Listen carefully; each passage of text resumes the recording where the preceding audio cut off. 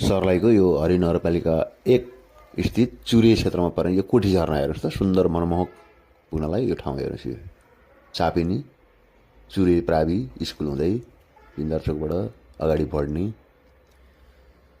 यहाँबाट अगाडि बढेपछि अब कौवा गाउँ आयो, चापिनी पुल खोला गरेर कौवा गाउँबाट बिलन्दी खोला र कोठी खोला जाने, दाहिनेतिर लाग्ने।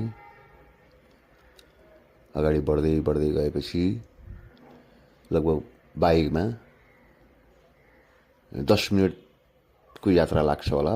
पूर्व पश्चिम राजमार्ग अन्तर्गत बासा टोलबाट भित्र छिरे पनि हुन्छ, कडेरिया चोकबाट भित्र छिरे पनि हुन्छ। अनि यो ढलान हुँदै हुँदै कोठी खोला स्कुल पुरानो अहिले बन्द छ, त्यो हुँदै ढलानको बाटो जाने। अब यो कोठी खोलाको गाउँ आयो। अब यो कच्ची रोडबाट अलिकति हिँडेपछि अगाडि गएर यो घरहरू तपाईँहरूले लोकेसन हेर्न सक्नुहुन्छ।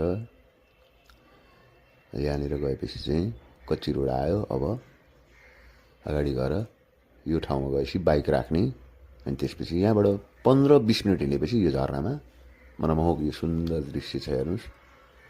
गर्मीमा नुहाउन ओर्न चुरे तराई मधेसमा पनि यस्तो झरना, ताल, नेचुरल प्राकृतिक ताल हेर्नुहोस्।